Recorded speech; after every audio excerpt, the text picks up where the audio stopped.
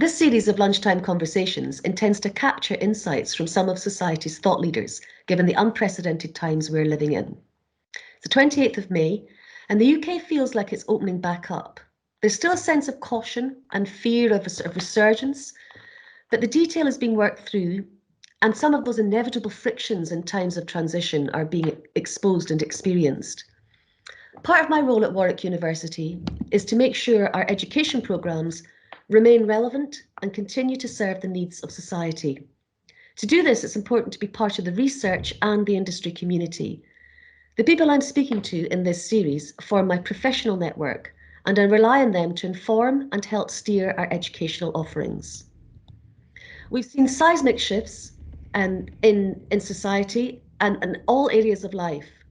The extraordinarily pervasive nature of COVID-19 will have lasting effects.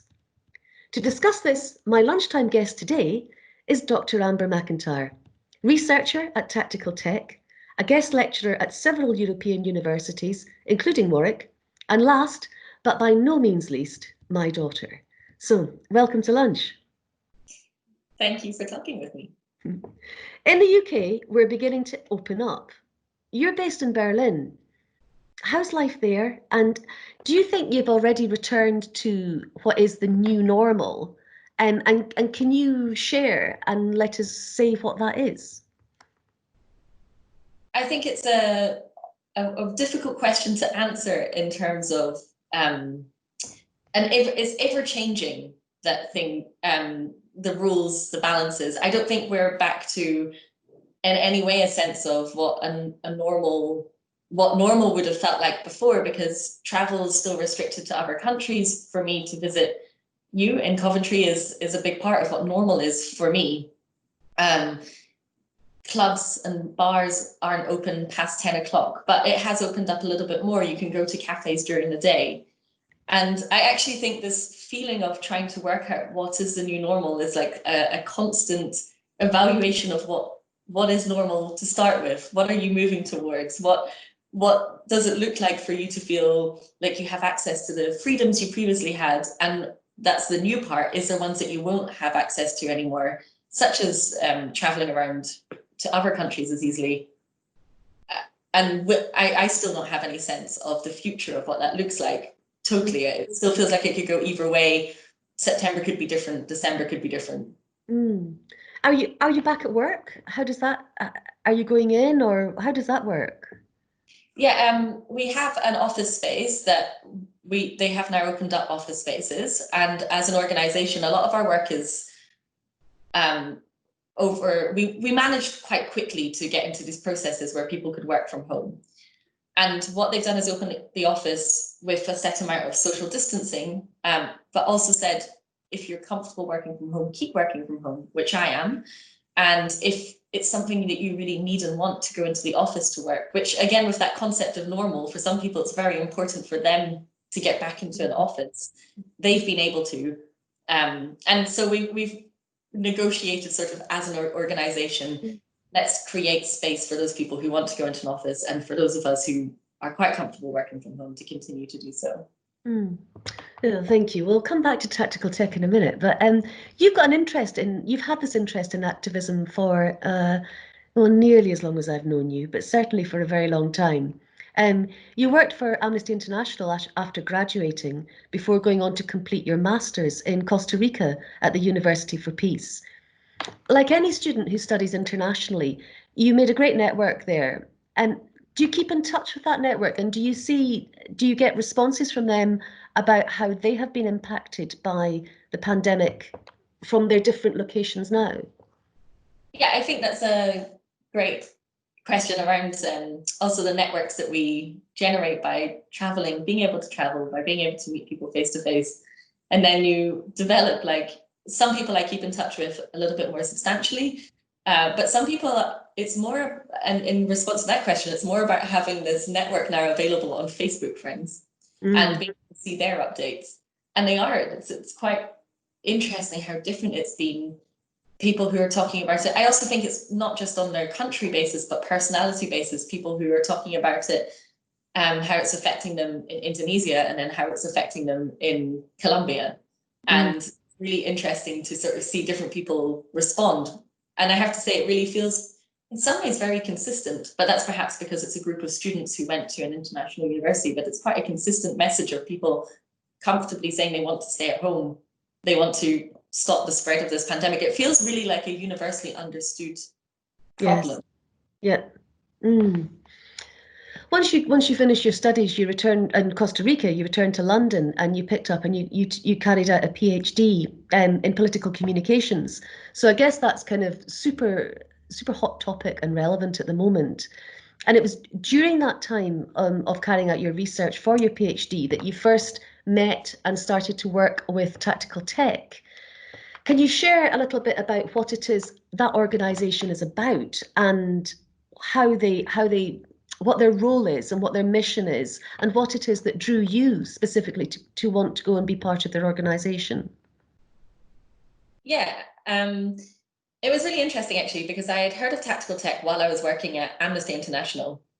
And as an organisation at that point, Tactical Tech were set up in 2003. And when I interacted with them in 2011 or 12, their mission around was from quite consistently across that time was about how to find tools, use technologies, and for civil society organizations and for campaigners to be able to use those tools in their work. And so I first interacted with them through their a book that they've got on visualizing advocacy. So it was about how to use tools to visualize your advocacy or lobbying or legal campaigns. And also how to visualize how to use maps. So they had a great program on how you go and use Google Maps to conduct your research in investigations in human rights or in your social campaigns, and how you can use that to map things out. Since then, and really over those like few years that it took me to my PhD, I had become much more, I was initially interested in how to use technology for good. And then by the time I was doing my PhD, I'd taken such a critical stance, particularly around the Snowden leaks of where Edward Snowden had these, what's often referred to as the revelations of mass surveillance being conducted by the UK and the US and Australia's security bodies. And then we started as a society, I think, becoming much more critical about data-driven exercises or mass collection of data.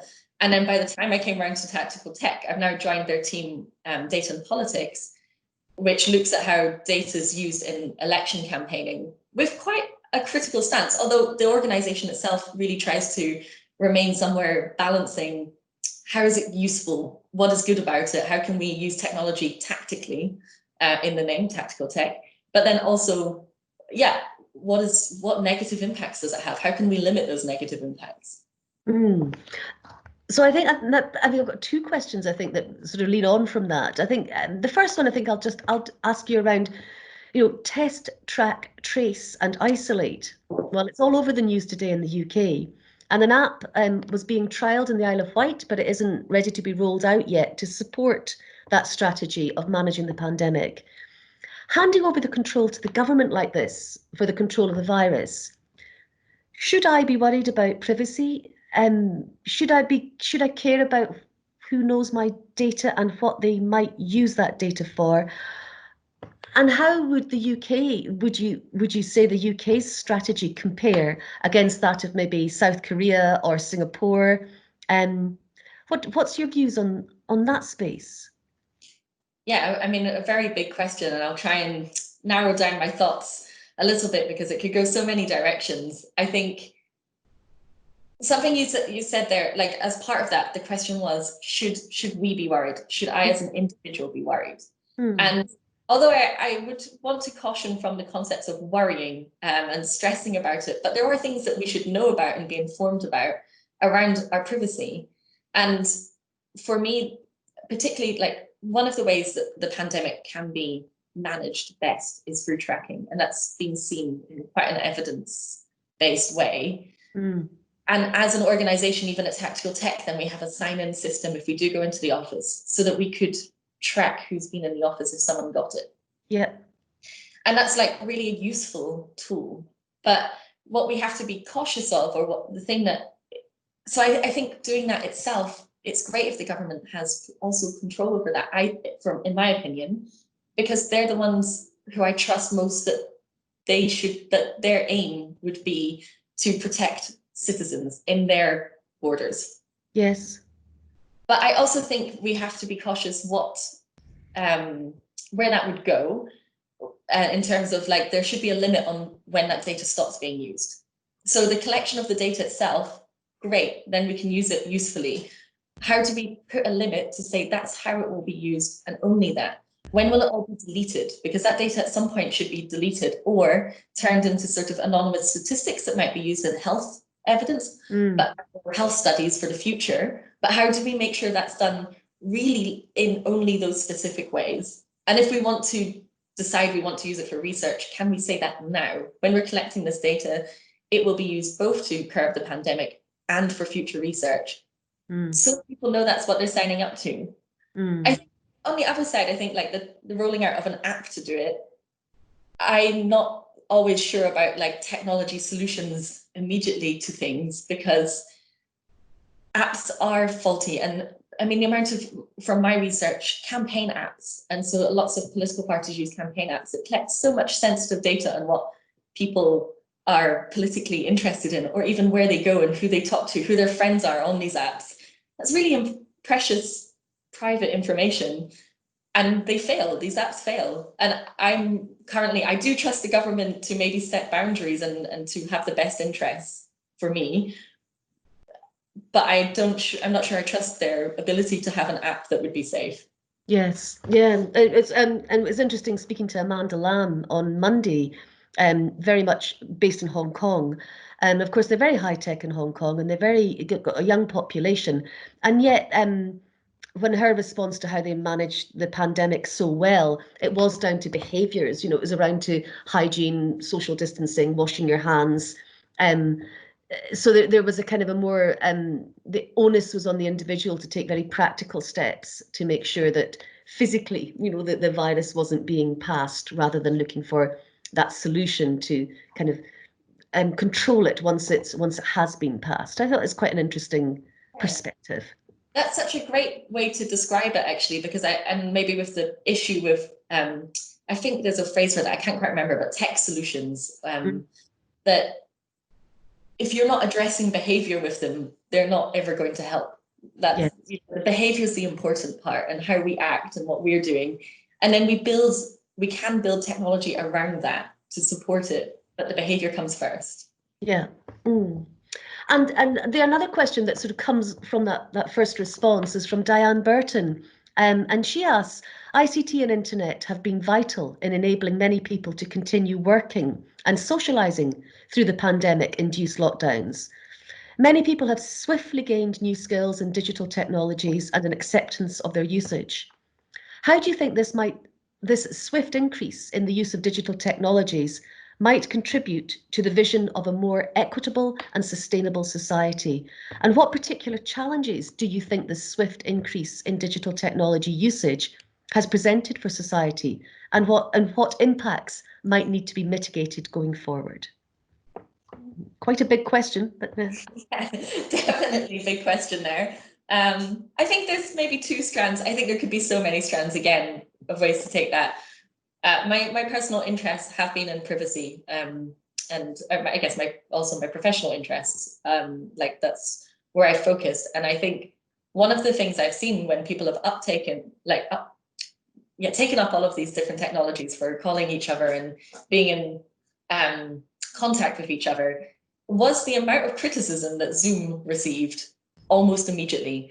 People moved on to Zoom, and then they looked at the privacy policies, and then they were shared, and people were like, what is this? And Zoom had to change what it was doing so fast. And it did change it very fast, which I also think shows that when pressure's put on, the organizations change, the companies change. yes.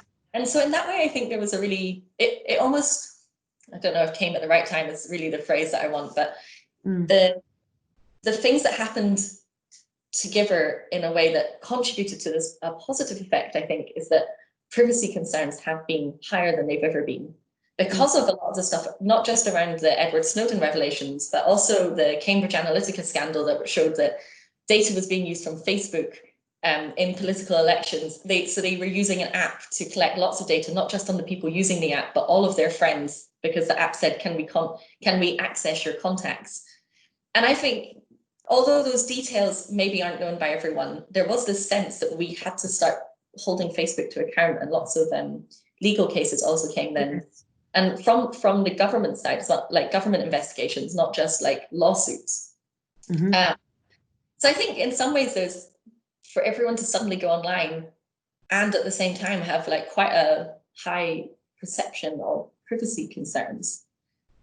And that's really, so one of the things would be to maintain that, and also for us to see that companies can change quickly and not have this sense that, oh, but it's already gone too far. They've already got, you know, the technology companies have so much power and they're moving forward and we have to catch up with them. Actually, if we as people say, no, stop, we want it like this, they do change. Yes. Yeah. Yeah. No, I guess that's quite a hopeful answer. Thank you. And I guess activism, you know, activism's been around for a long, long time. Digital activism is a relatively new space in the grand scheme of things. As that sector matures, do you think it's got a long way to go with evolution, or do you think it's getting to the point where the regulatory framework, the practice, the way we behave, do you think it's stabilizing, or do you think there's a long way for it to evolve before we really kind of know what this space is? That's an interesting framing to think about also its future and what that looks like. But starting with like looking at its current history, which is quite recent. I actually, in preparation of thinking of the session, was thinking back to where the work that I'm currently in, Tactical Tech, started in 2003. So it's 15 years ago. So it's not like the last 5 years, which the last 5 years have really, the tools have changed, the perceptions have changed. And another group that I've, like professional network that I've been part of, is the e-campaigning forum, or ECF as it's known.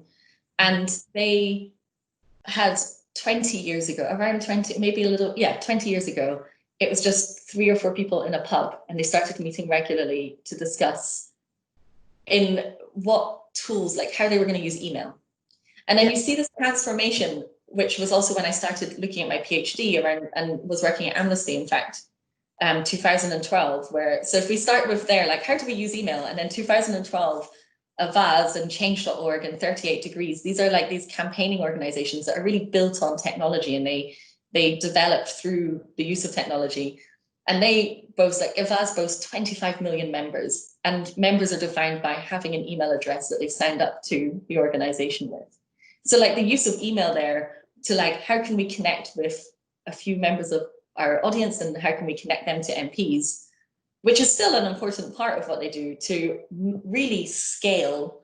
And then in the last few years being like, what is the metadata of those emails? Do we know who else is seeing them? Or do we trust Google as a email provider? And it's become really critical. And I think those are 3 really different cultures, and to work out what the next one would be, whether we had to go like this and now we're stabling, you know, up and down and then stabling out, or if those 3 things aren't ups and downs against each other, but 3 very different cultures, and there's going to be like a 4th very different culture. I actually have no idea. Yeah, early days, I guess, early days. So, well, thank you for sharing the insights. And can I ask you just, what are you most looking forward to with the kind of ease of lockdown, and what are you holding out for? Seeing my mum. Oh. Obviously. Obviously.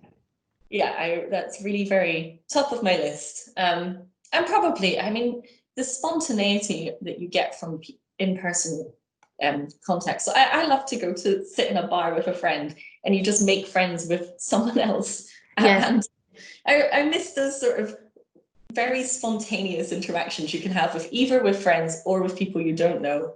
And you can also sit in silence with friends in real life, and you can't do that so easily over a video. I might start having like sponsored silences on video just to try and get some of that feeling. Yeah, lovely. Well, thank you very much for sharing these insights. For me, you know, as always, they're enormously useful to help steer, and I use them to help steer my professional practice, my education programs, and my understanding of the current state of research in this area and going forward. For our current students, these insights can help shape their research, and they can use all this interview to help inform their research inquiries. And for the wider Warwick community, just insightful, and thank you very much and valuable for sharing. If anybody listening would like to hear more from Amber, please either drop me a line and I'll forward it on. I'll be on Warwick's website, and if you're watching this on YouTube, follow the link on the closing slide. This series will also be made available as a podcast. Just search Insights Over Lunch on your preferred listening platform. So nothing more to say there, Amber. Thank you very much indeed, and enjoy your lunch.